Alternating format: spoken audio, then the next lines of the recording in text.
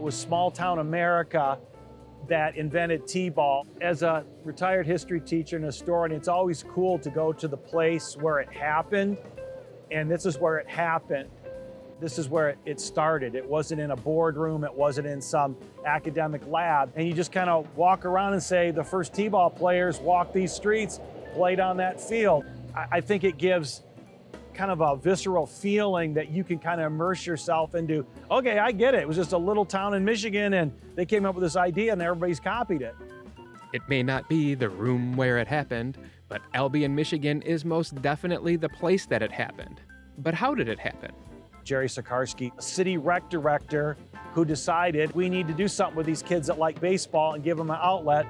During the time frame of the development of T-ball, that was in the mid-1950s, and he worked for a guy named Arnold Spahn, and Jerry Sikarsky was the baseball commissioner, or he ran the baseball program. And so that's how he ends up deciding to create this T-ball for the little kids. T-ball is as American as apple pie and rock and roll. And in the late 1950s, Jerry Sikarsky put the ball on the tee and developed a game for aspiring kids with big league dreams. In July of 1960, Jerry explained the purpose of T-ball as he viewed it to Michigan State's Gus Ganakis. Most of you baseball fans probably know what a regulation baseball diamond looks like, but today's diamond might be less recognizable to you. In fact, here with me is Jerry Sikarsky, the director of the Albion baseball program. And Jerry, I walked on the field and the only thing I recognized were the bases. Could you tell us a little bit about what the layout looks like here and the rules by which these boys from Albion will be playing today? All right, I sure will, Gus. First of all, let me state that Pee Wee baseball is a playground game. It's a playground activity. We want to make it clear that Pee Wee baseball is primarily for participation and drill in the fundamentals of the game, the simple fundamentals: throwing, catching, running the bases, and swinging a bat. The other thing was, it wasn't just the T-ball that he created, but he had chalk circles around the bases, and that was to eliminate collisions. You can imagine a little 6-year-old running into a big giant 8-year-old, trying to beat the ball to the bag. We'd stamp in the circle, and then the person was out. And then there was also a line, it was an arc on the infield from the third base foul line to first base, and if the ball didn't go past there on your swing, that was a strike. That eliminated any people getting on base because of 2-foot little nubbers and nobody could field it. So I thought there was a lot of action. Well, we're about ready to get the ball game underway, the Pee Wee baseball game between the two all-star teams from the recreation baseball program in Albion, Michigan. Everybody played it, and everybody was all excited. And you would go up to, I don't know if it was a junior high or Austin school, and you would go and you'd rent your wool uniform. I think it was 50 cents. And they gave it to you, and it was hotter than blazes, and of course it didn't really fit. And it scratched, but it was just like a whole deal. And then you got stirrups with it. So, we were dressing like the big leaguers. Then they would put the roster in the Albion Evening Recorder. So that's how you found out what team you were on.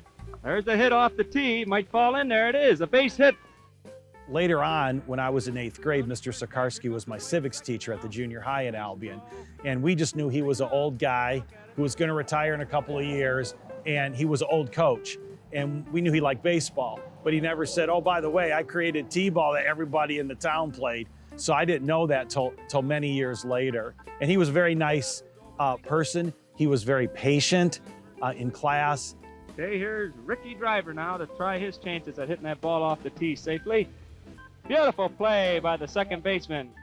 While the T-ball highlights are in color now, instead of black and white, the game still helps with a wide range of skill development and serves as a community cornerstone. T-ball is unique in that it focuses on catching, throwing, and striking. And it's in a structured kind of organizational way where what I would call a moderate level of decision making has to occur for a 6 or 7-year-old. If you field the ball at shortstop, once you catch it, you have some decisions to make. And so those kind of experiences are great for the development of the brain. When you watch T-ball players, spatial awareness is something that's developed.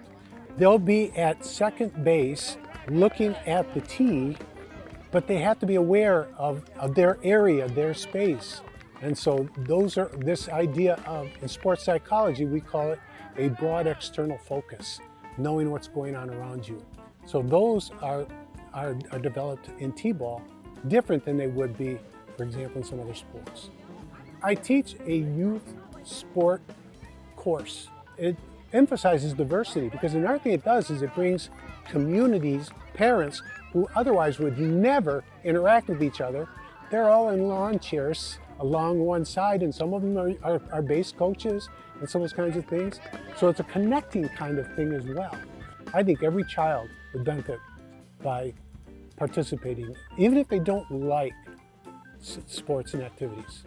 Back in Albion, folks were eager to showcase Jerry's massive contribution to youth sports, and they found a fitting way to honor his legacy. Well, we're across the street from the public library and the City Museum on Superior Street, which is M99 for people not in Albion, probably about a mile from the T-ball fields. It's just in a city lot here because it would be a place that people would have visualization driving by. It's on the main drag, so to speak, so you know about it. And around, kind of the educational triangle, I dubbed it, with the library here, the Historical Society here, and the T-ball is kind of like, here's your triangle of knowledge here on the history of Albion. The statue was done, and then the plaque tells more about T-ball. Mr. Sikarsky's got a real cool photo of the all-star guys that played in that game up at Michigan State University.